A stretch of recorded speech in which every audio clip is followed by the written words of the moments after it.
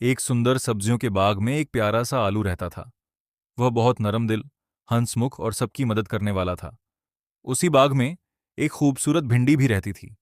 भिंडी बहुत समझदार, साफ दिल और थोड़ी शर्मीली थी। बाग की सारी सब्जियां उसकी तारीफ करती थीं। एक दिन बारिश के बाद बाग में ठंडी हवा चल रही थी। आलू ने देखा कि भिंडी अकेली बैठी उदास लग रही है। आलू धीरे से उसके पास गया और बोला, भिंडी जी, आप इतनी चुप क्यों हैं?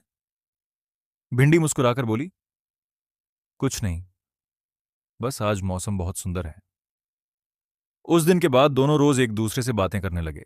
कभी फूलों के पास बैठते, कभी तितलियों को देखते और कभी बाग के सपनों की बातें करते।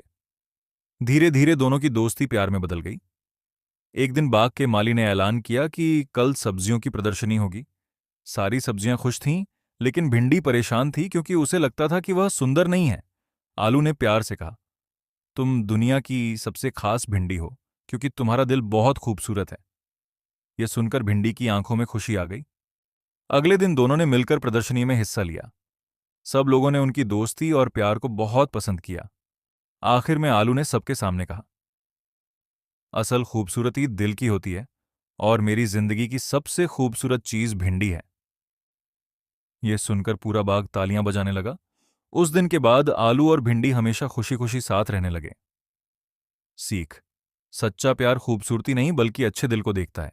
उस कहानी से हमें यह सबक मिलता है कि दोस्ती, मोहब्बत और एक दूसरे की मदद करने से जिंदगी खूबसूरत बन जाती है। जब हम खुशी बांटते हैं तो खुशी खुद बढ़ जाती है और किसी की मदद करने से दिल को हकीकी सुकून मिलता है। अगर आपको ये कहानी पसंद आई हो तो लाइक करें और सब्सक्राइब करें ताकि ऐसी मजीद प्यारी और इखलाकी कहानियां आप तक पहुंचती रहें।